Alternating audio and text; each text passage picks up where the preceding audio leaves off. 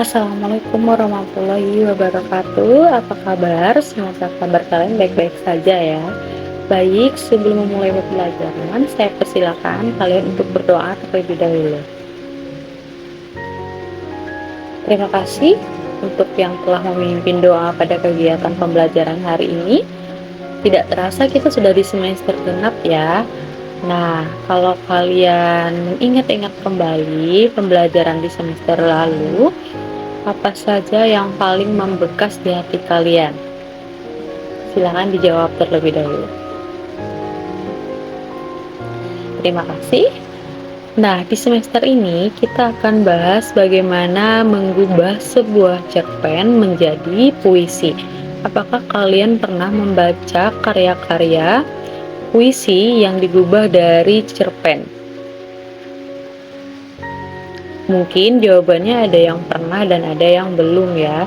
Tidak apa-apa, maka hari ini kita akan berkenalan, kita akan memahami lebih lanjut bagaimana mengubah sebuah cerpen menjadi sebuah puisi.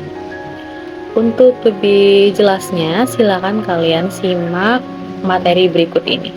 Sebelum mengubah sebuah cerpen menjadi puisi, kita harus memahami terlebih dahulu tema di dalam cerpen tersebut.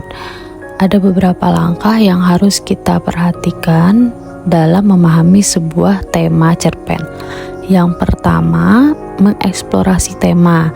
Mengeksplorasi tema ini adalah mengidentifikasi tema dan pesan di dalam cerpen, memahami konflik, karakter, serta latar cerita yang mempengaruhi pengalaman pembaca. Yang kedua adalah memahami konsep karakter, yaitu dengan cara mendalami karakter dan hubungan antar karakter dalam cerpen untuk memahami peran mereka dalam mengungkapkan tema cerita.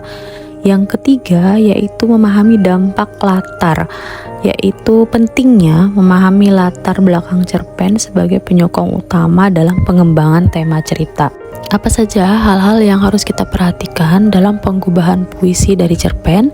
Yang pertama adalah kreativitas puitis, yaitu mengubah cerita pendek menjadi puisi itu dilakukan dengan cermat, tidak boleh mengurangi atau menambahkan pesan asli sambil menambahkan elemen-elemen puitis untuk menggambarkan tema cerpen.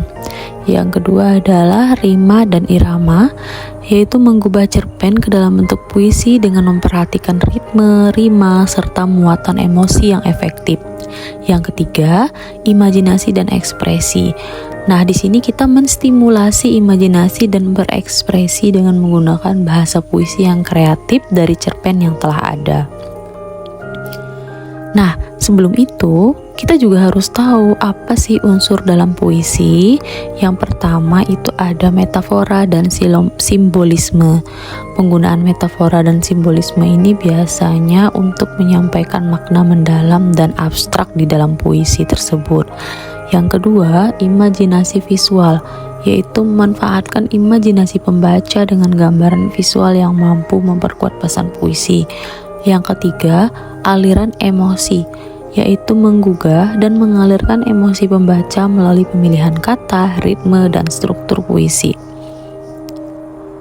Ada beberapa hal yang juga kita harus perhatikan ketika kita ingin menyajikan puisi secara kreatif.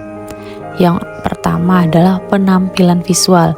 Jadi, untuk menambah kesan penampilan visual ini, kita bisa rancang tata letak puisi dan pemilihan jenis huruf yang mempercantik penampilan visual puisi.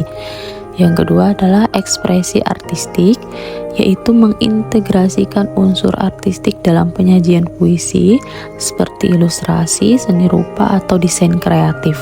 Yang ketiga, format dan struktur, yaitu mengubah format penyajian puisi agar sesuai dengan konteks dan pesan yang ingin disampaikan.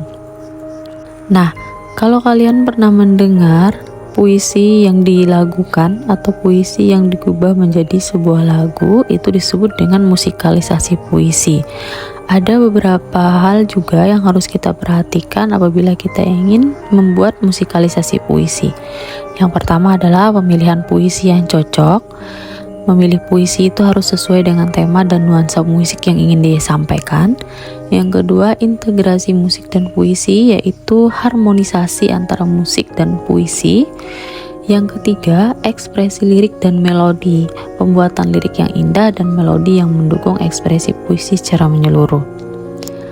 Nah, ini adalah contoh-contoh penggubahan puisi dari cerpen.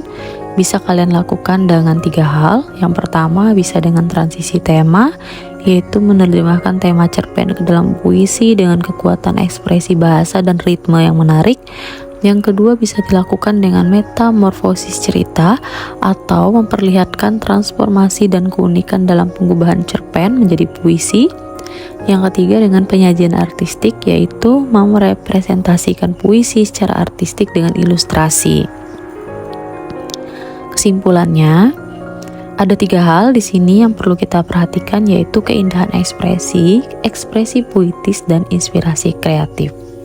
Terima kasih atas perhatian kalian. Untuk lebih jelasnya silakan kerjakan soal pada link yang telah saya kirimkan. Wassalamualaikum warahmatullahi wabarakatuh.